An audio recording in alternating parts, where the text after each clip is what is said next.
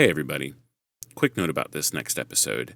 We're going to discuss some issues of violence, especially in the context of where we're at as a nation right now, and this could be a trigger topic for some of you, and it just could be tough for younger audiences. So if you're listening with kids in the car, this might be a good time to throw on some headphones. Also, you're going to hear some changes to the audio that you don't normally hear. We're going to bleep some words and create some edits that we wouldn't normally do, but we're such a young podcast that we're trying to please all the various algorithms. And so these changes in the audio are our attempts to keep those algorithms happy with us and make sure that this can be shared as broadly as possible. However, this is an important topic to us. We wanted to provide our perspective. So before you turn this off, we hope you'll stick around and hear us out. And we'd love if you contributed to this conversation in the comments. So here we go. And they took my blood pressure right when I came in, and just as a regular part of their whatever they do. And I don't remember what it was, but I remember the tech turning around and going, "Whoa." This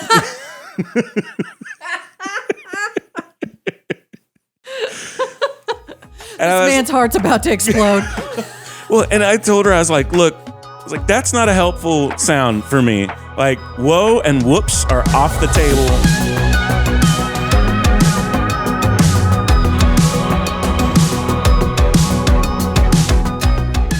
You're listening to Premeditated Opinions because, yes, we thought about it, and then we said it anyway. I'm Pamela.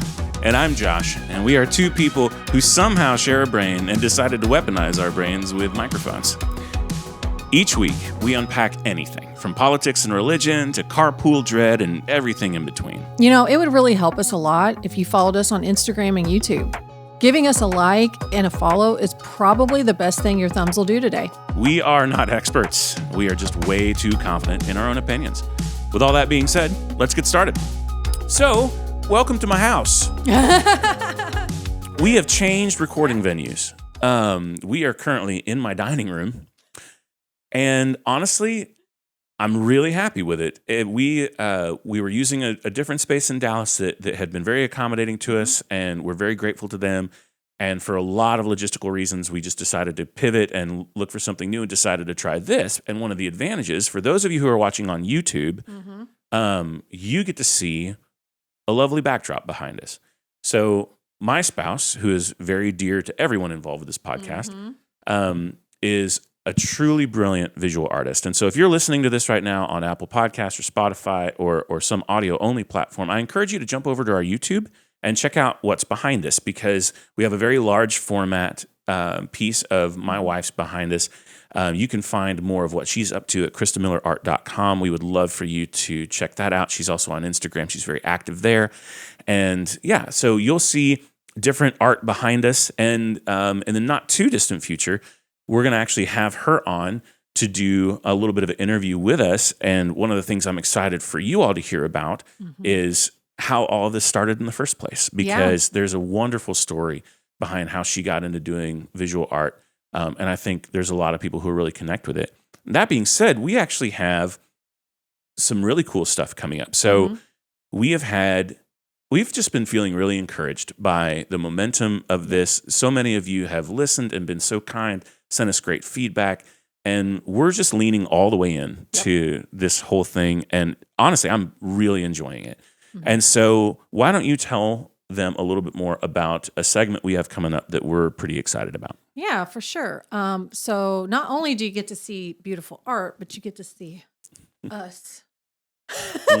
Yeah, so we have a new segment that we're going to be introducing called People You Should Know, because we're super cool. Definitely. And we know some super cool people. Definitely. And we want you to know these super cool people. So stay tuned. And on top of that, we're actually brainstorming some premium content too, which I'm pretty excited about. Yeah, so one of those friends that we're talking about is this delightful woman named Madeline, who has a life that should be a screenplay. Like it's like out of a really funny TV show. She's just hilarious, and we're going to do some segments with her that will probably be premium content, which you'll be able to find on Substack, as well as we're going to introduce something called Tequila Tuesday. Which may not always be on Tuesdays, but Tequila Wednesday just didn't sound right. Right, yeah. Yeah. We went with the easiest alliteration. Yeah. So it's going to be exactly what you think it is. We are going to crack open a bottle of tequila. We're going to try different ones and give a little bit of review as we go. And I'm not sure we're going to have a tremendous amount of plan outside of that. It should be delightfully wheels off. And it will be funny. For sure. Yeah. So that's all going to be available on Substack. We're still ironing out some of the details of all of that. I don't want to say a lot more about it right now, but it's going to be a good time. Please, if you haven't followed us on Substack, you can follow us there as well. Yep. And that will be an easy kind of on-ramp to seeing what we're up to. Yep. So someone had a visit to the dentist this week. God. I know as a grown-up that I'm not supposed to get nervous and get all in my head about these things. Something about the freaking dentist chair.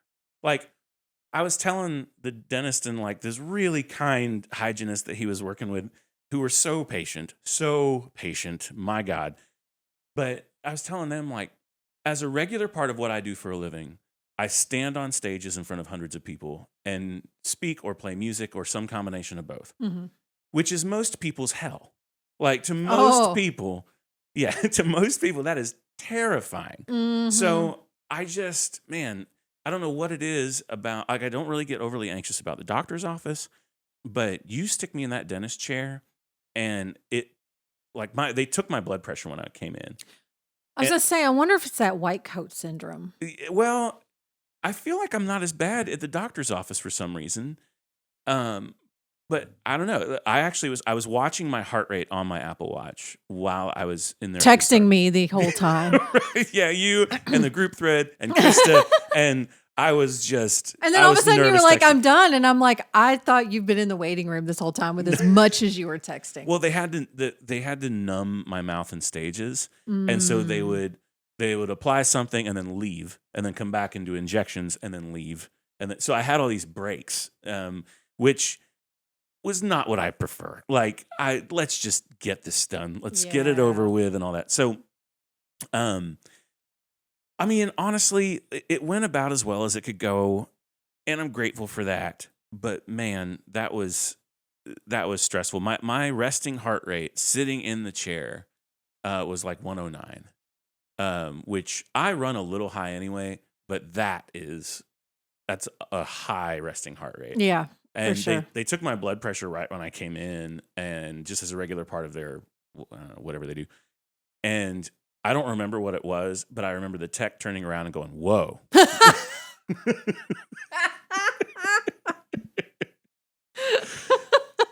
man's heart's about to explode.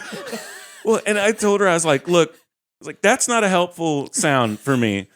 Whoa and whoops are off the table for the next however long. Now check it again. It's going to be even higher. Thanks, ma'am. Right. You are not helping this situation. Oh, man. But she was so kind and she was so reassuring and she worked so hard to try and calm me down and make me feel comfortable. Did she offer you some bourbon? No, but I seriously considered, it was 9 a.m. My appointment was at 9 a.m. I seriously considered having a little drink or something before I went there. And I'm not proud of that. And I don't encourage anyone to copy that behavior. But I was just stressing. And so, but it all went fine. The bottom line is I've been told a lot of my life that I was not going to have my wisdom teeth out, that I have a big enough mouth to accommodate them, which surprises no one that's known me for a while. And now those stupid things have shifted in my mouth, and they're actually starting to dig into my jawbone. Oh, and so I can't open my mouth as wide as I used to be able to. But we're in the process of basically doing a few different things on the way to having my wisdom teeth out as an adult, which I've heard sucks. So yeah, we'll be taking a podcast break for a couple weeks when that happens, because man, everything I know about it is it's pretty terrible. But anyway, I survived, and I'm very happy that I really do have a great dentist. I'm a huge fan of him, and his staff is incredible, and they are not the problem. I am the problem. And I think Taylor Swift wrote a song about she that. she really did. It's me. It was about your dental experience. Yeah. Yeah, I shared all of this. I shared previous dental experiences with her, and she sat down and wrote that. You inspired her. It would be applicable. Yeah. No, I get that way, except in public speaking. Mhm. You know, like I can't tell you how many times when I go in to give a presentation or whatever that I've done 100 times before, even in front of people that I know. I'm like, anybody have tequila? Like, does anyone have anything that I can just take the edge off? Yeah. More often than not, no. I have been offered to DoorDash things in before, but I'm like, no, I'll just suck it up like an adult. Yeah. No, I mean, I started playing music in church environments when I was 16. And in those early days, I got really nervous, Mhm. and I prepared really hard and tried to work at figuring out those nerves and how to get past them. Mhm. And I've been doing work like that for so many years that now, I mean, it's very uncommon that I get nervous, and that's a handy skill. Mhm. Like I'm just not really all that afraid to get up in front of people and have to talk if I need to. Um, but at the same time, like, it's I have yet to actually do many useful things with that. Like, if I could monetize that skill, that would be amazing. Yeah, But that's something I have thought about with the kids. mm, Trying to get them comfortable with, speaking in front of yeah, people and plays, but it's interesting because both of them do not really like to be on stage. They mhm, don't like putting on programs. They don't like doing their, orchestra concerts and things like that. They don't like being in the center of attention. And for me to kind of expect them to be comfortable in that spotlight and I'm not comfortable in that spotlight mhm. is it's kind of like telling them you need to drop your accent. Exactly, exactly. But I have been kind of encouraging my daughter to think about joining the like student council and Oh, things like nice. that. She'd be great at that. Yeah, like I want them to, because these are to me those are the skills that are going to be really important when they Mhm. get older, is being able to negotiate and be able to talk to people, being able to debate Yes. respectfully, and all of these things. And she was a little hesitant. My favorite thing about her is I will say, "Hey, I really think you should do this," and her first response is no. And then about 12 to 24 hours later, Hmm. well. Uh huh. I'm like, okay. So I always know like the first no is not a no. Yeah. It's a no right now. Hmm. Let me process and think about it, and then we'll talk later. But Yeah. yeah. Yeah. Well, and so our kids have some natural musical ability. Both of Mhm. them do. And I can't imagine where they get that from. yeah. Well, and what's really going to suck is when they figure out that it's a really fun skill to have and will almost never pay any money ever. Yeah. Yeah, it's not what I would call like a career dream for most people, but both our kids have some of that ability, which is awesome. And they're in the same camp as your kids. They don't really want to get on stage and show anybody. Mhm. So my daughter has a lot of natural vocal ability. And I thought one thing that would be really fun is if I actually recorded with her some, 2 or 3 of the songs that she knows, Yeah. and then stick those out on Instagram or whatever, and let her see people respond positively to them. Hmm. And maybe that would shift her perspective a little bit on being on stage. My son just started orchestra this year, which is really cool. He's playing the viola, Hmm. which Hmm. the world needs more viola players, I'm told. And I'm curious to see how this all goes. I think he's going to be fine. I think there's going to be some nerves to work through those first times that he's doing, Hmm. these concerts and whatnot. But it's good for him. Hmm. I'm completely fine with him having some nerves and Yeah. having to overcome that. And I feel like I can be helpful Yeah. with a lot of that. And so can Krista, which will be great. Um, So my daughter plays the violin, mhm. and I know last year she's played for, I feel like it's been about 2 years now. Um, but when she first started playing and she had to be on stage, she was first chair for a Nice. while, but she like hated it because she did not want to be On the end. front and center.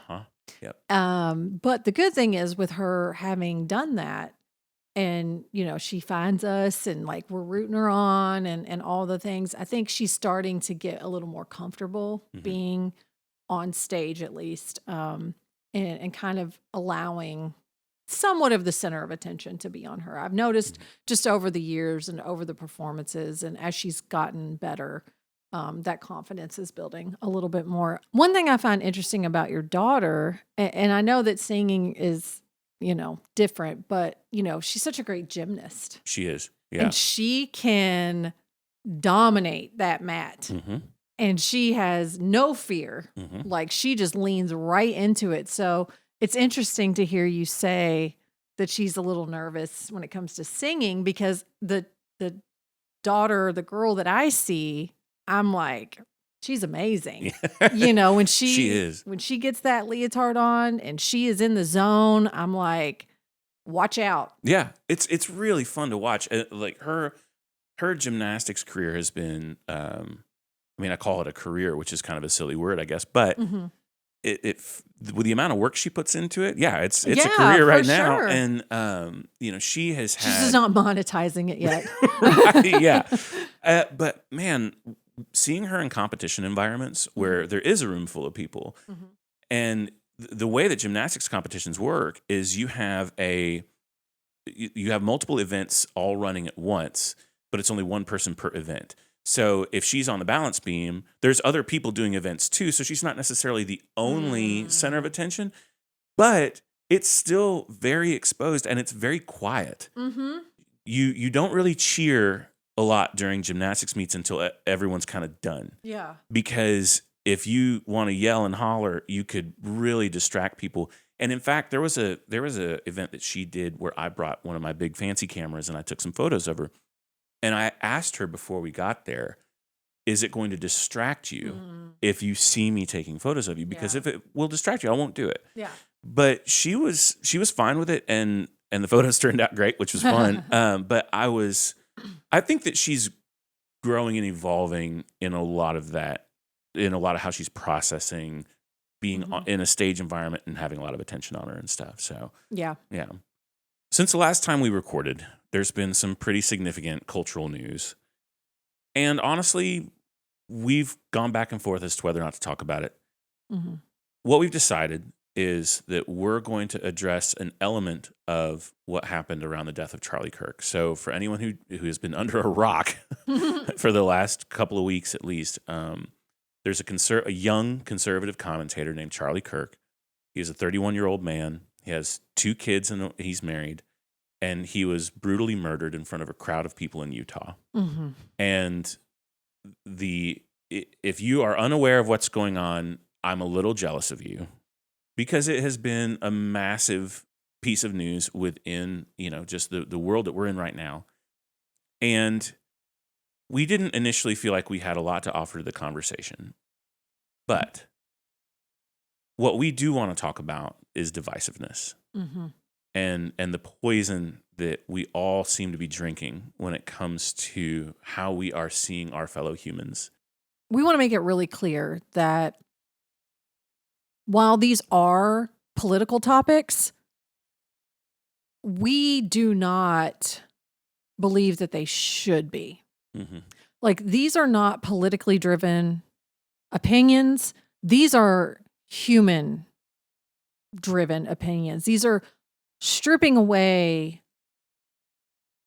all of the divisiveness and being able to actually look at people, as our neighbors, as our friends, as our, that is how I look at any individual, as a human being first, not whatever their opinions and things are. So I think I just wanted to make it really clear that while these are heavy topics, that these are things that, we've all heard every opinion on, we kind of felt a little bit responsible to at least speak a little bit into it. Right. Letting you as a listener behind the curtain a little bit. One of the things that Pamela and I discussed, around this topic, but really kind of in general, is we don't want to be a source of divisiveness. We have our opinions, sure, it's in the title of the podcast, but we're not necessarily inviting you to only ever agree with us. Mm-hmm. And so when we bring up these topics, we want to be genuine in how we talk about them. And so you will hear these topics through the lens of who we are as people. And at the same time, we invite you to stick around even if you disagree with that. Yes, absolutely. We're not trying to say, hey, this is how we feel, so you should too. Mm-hmm. We're just saying this is how we feel, and we were dumb enough to stick it on the internet. And so, yeah, I think the polarization is what we want to get away from. yeah, We want to be able to have these conversations with people of many different opinions Right. without things getting ugly. yeah, Without there being blame thrown, without scapegoat, without gaslighting, without any of these things, like just human, genuine conversations around pretty heavy topics. right. Because those are the things that are going on in the world, and those are the things that are affecting our lives, unfortunately. And we really need to be able to look at those things through a human lens. Yeah. For those of you who don't know, Pamela has a Substack called The Data Cowgirl, and you really, really, really, really should follow it. Her writing is excellent. It's worth your time to actually sit down and read through everything she's posted. But specifically, you posted something this last Monday, and I want to hear you talk a little bit about it. But in a nutshell, you are looking to challenge people to reevaluate how they approach other humans. Mhm. That's the way I read it. Mm-hmm. And I thought it was brilliantly written. I thought it was timely in its delivery. And I think it is the perspective that we need to have as we are looking towards a tragedy with somebody who, like, let's face it, if anyone's listening to this podcast or knows us personally, you're going to know that our policy preferences and our social perspectives are not aligned with Charlie Kirk's. And that's fine. Yes. That's completely fine. Mm-hmm. We're not going to talk about any of that. Like, that's not helpful dialogue. Mm-mm. What is helpful dialogue is us taking a good hard look at ourselves in the mirror and deciding how we want to approach people that we disagree with. So tell me a little bit about what your thought process was going into that article and what you wish people would take home from it. So when I found out that Charlie Kirk had been shot and eventually succumbed to his injuries, I started doing a little bit of digging. I didn't really know much about him. Started just listening to, clips and podcasts and really kind of trying to see who this person was. I found some good stuff. I found some stuff that I really did not agree with. Sure. Which is fine. He is a human being. He is a person. And at the end of the day, that is what matters. He is still a human being. Mm-hmm. He is still a person. He has a family. He has children. And a lot of the people that I would have expected could have had an I told you so moment or a well, looky there, Right. they came out and said, absolutely not. Like, Right. This is not okay. We do not condone violence, political violence, any of that. They said, we disagree with a lot of the things that he said and that he agreed with and that he believed in. However, that doesn't mean that he should have died Of course not. for that. Yeah. Well, and I also believe that people's opinions can change. Oh man, I am evidence. I am walking, living, breathing evidence. of that. Exactly. So when people are saying like, "Oh, the left is celebrating," Charlie, no. Who? No, we're not. Yeah. No, we're not, because even though I don't agree with his opinion, doesn't mean he's going to have that same opinion in 10 years. Right. And he does not deserve, or he has to get executed for Right. the opinions he has today. If I had the opinions that I had when I was 31, Mm-hmm. I was a pretty different guy. yeah, and I've managed to mature and process, and I have, and my opinions in 10 years Right. are not going to be the same that they are, and in 20 years and so forth. Like, I think that's the problem, is that we just automatically tag these people with whatever their opinions are of the day. And it's like, those opinions are not who that person is. Yeah. Okay. Now, I do want to be very respectful in the fact that, like, we need to be responsible in what we are saying and what we are preaching and you know, the consequences that come with that. The consequence of Charlie Kirk's opinion was not murder. Right. Okay. Yeah. I want to make that very clear. Like, that was not a consequence of his opinion. That was a consequence of some crazy person, Right. you know, and whatever that whole situation is. Like, his murder was not a consequence of his opinions. And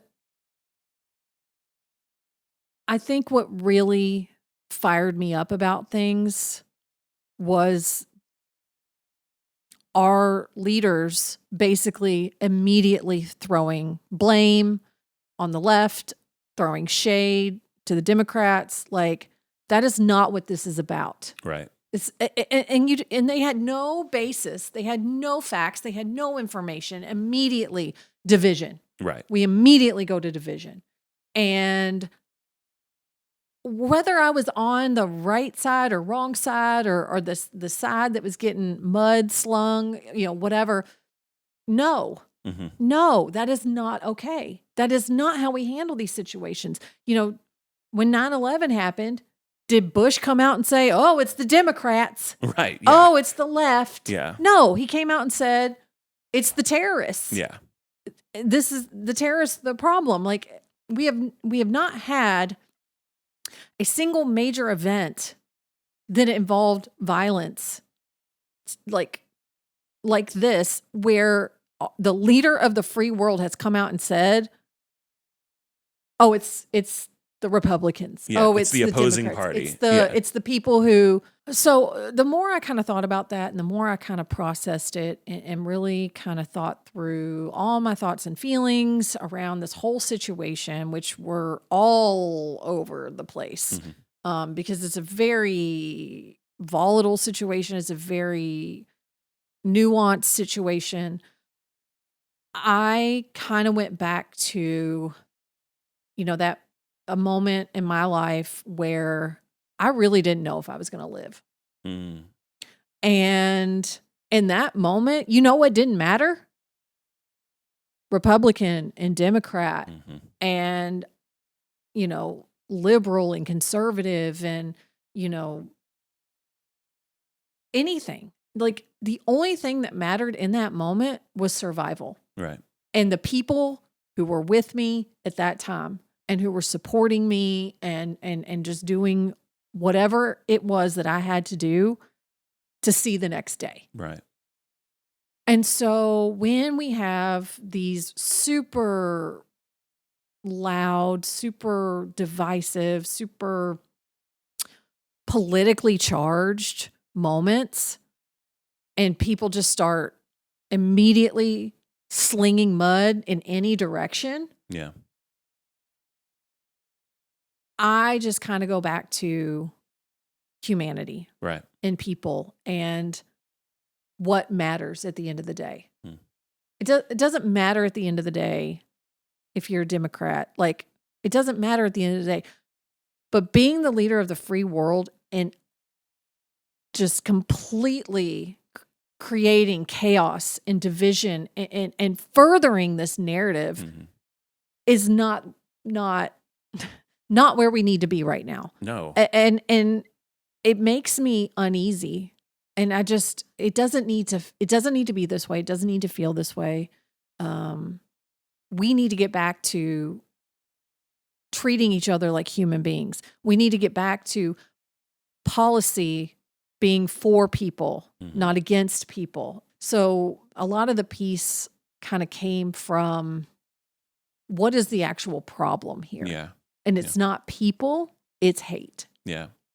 Well, and what really sucks is that it's in times of tragedy, our instinct is to try and place blame, because blame makes things make more sense. Like, we can explain it better if we have something we can point to and say, well, if we just had fixed this, Mhm. then this tragedy wouldn't have happened.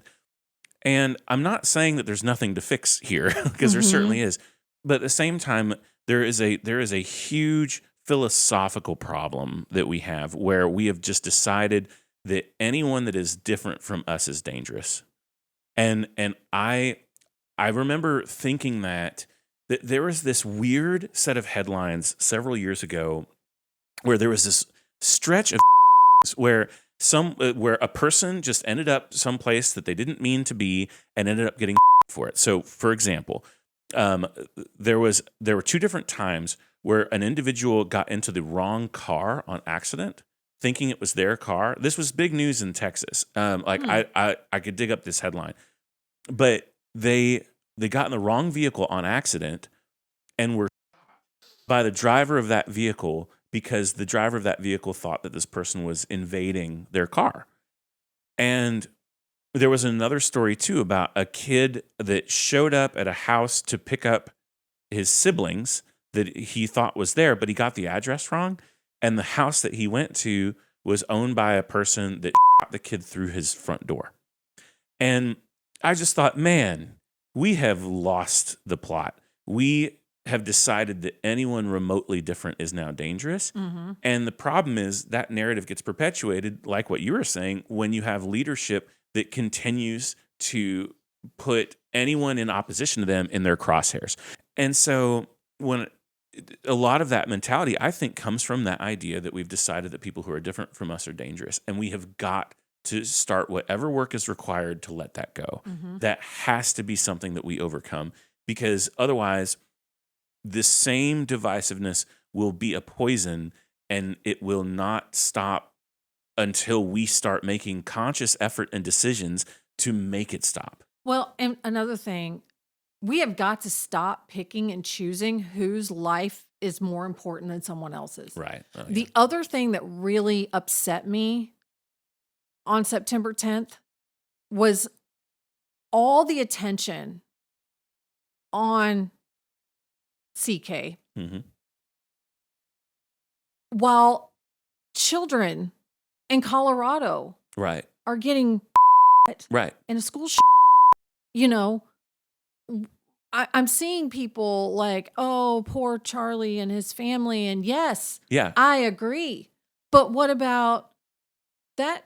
hmm What about children Right. Elementary getting school shot? kids. Like, what about where were your thoughts and prayers and your outrage and all of these things for the students who got while praying? hmm And what about Trey Reed, Mm. who was found hung hmm on a school campus? Right. You know, where where was your outrage for these things? What about Right. George Floyd? Like, what about all of these things? It's like, I think, you know, the rhetoric that I hear, oh, well, he was a criminal.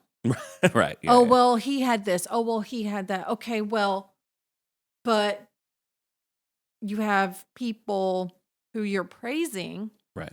who are not perfect people. Mhm. They are creating this division and this hate, and they are saying these things that are triggering to people and are causing harm. Right.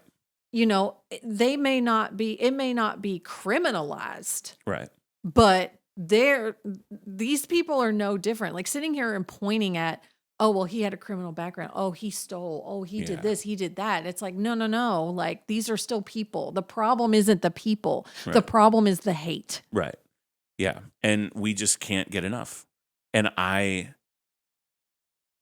I'm so ready for people in positions of power to start naming that for what it is Yes. and stop perpetuating it themselves. Yes. And I saw this clip, and I'm not getting political by bringing George Bush back up, but any more than we've already been political in this. But I saw this clip of George Bush introducing Nancy Pelosi as the Speaker of the House for the first time. Yes. And he had this thoughtful, heartfelt celebration that he said from the lectern he was speaking at, where and I'm going to misquote it probably, but it was something to the effect of, it gives me great pleasure for the first time to introduce Madam Speaker. Yeah. Because it was the first female Speaker of the House, which is a massive position of power. And I just thought, okay, there's some decency. There's some, acknowledgement that we can disagree on policy lines, but I can still celebrate the fact that our country is moving forward and that you have been put in this position, even if he didn't want her there. Yeah. But I want that decency back. I miss it. Yes. And I'll hear Obama speak on these things, and I'm like, that is leadership. What we have right now, that's not leadership. I swear, if my kids were acting like these adults, oh, hell no. Seriously. I'm so upset about it. And the fact that we have just completely lost humanity. Yeah. There is a difference. I think that there are a lot of topics that fall under the umbrella of politics that are not just opinions. I'm sorry, but racism and misogyny and all of these things, those are not political opinions. Right. Those are the part of the problem here. If I had my way, if I was Madam President, we would not have legislation on our bodies. Right. Anybody. That is not what it's for. I am paying my taxes for you to fix my roads. Right. For you to help feed children. Right. For you to, provide books to the library, for all of these things. I don't want my tax dollars going to an organization that is going to shame a pregnant woman. Yeah. That is not what tax dollars are for. That is not what policy is for. I want women to be able to get health care. I think at the end of the day, this has all been kind of forced to the surface. And, we are not an exclusively political podcast. Obviously, we discuss those things. This felt like something that was probably too big for us to do super deep dives on. And we just wanted to try and keep the focus on what is helpful. And so that's kind of our challenge to you is, what is helpful in the context of how you're dealing with this right now? How are you approaching this in a way that looks at people as humans and not just by the bumper stickers that they have on the back of their car? And I really believe that we are capable of better. And I believe that better will only come with conscious decision. It is not going to happen on accident. It is not going to happen because it's easy. It's going to happen because we decided to try. That's what I want to do. I want to try. Both you and I work hard to try and be just politically aware. We try and participate as good citizens and as good, responsible humans. We try and have a little bit of our radios tuned to the station of what's going on around us politically. And I completely agree with what you said about how people evolve and change. And one thing a phrase I like to use a lot is, almost everything in my life is written in pencil. I reserve the right to grow and change and evolve. And there's some things that I have no interest in growing out of, but at the same time, it's not that long of a list, and I want to be a person that can grow and change and evolve. I want to be a person that can be challenged and look at things a different way. I don't know that I'm on a path to where I was ever going to be aligned with Charlie Kirk.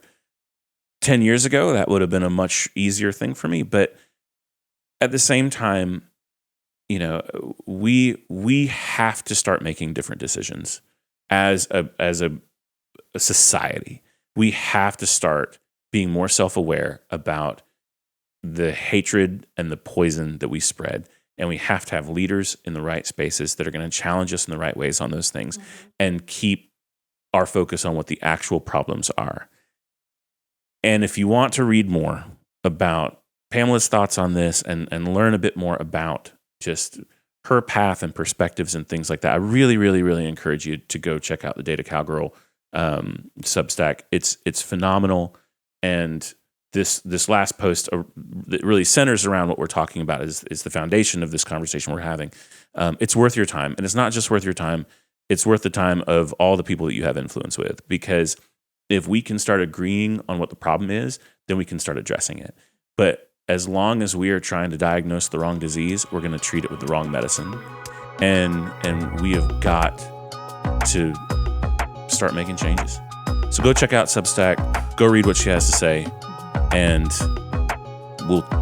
this will be the end of our Charlie Kirk commentary. Yes. Well, that's it for Premeditated Opinions, where the thoughts were fully baked and only mildly regrettable. If you enjoyed today's episode, congrats on having truly excellent taste in podcasts and opinions. Following us on YouTube and Instagram is a quick and easy way to support us. So if you liked literally anything about today's episode, please like and subscribe. Also, send this to someone who needs to feel seen, dragged, or both. We'll be back next week with more unsolicited insight and emotionally responsible spiraling. And until then, please stay hydrated and behave yourself in the comments. But if you don't, at least make us laugh.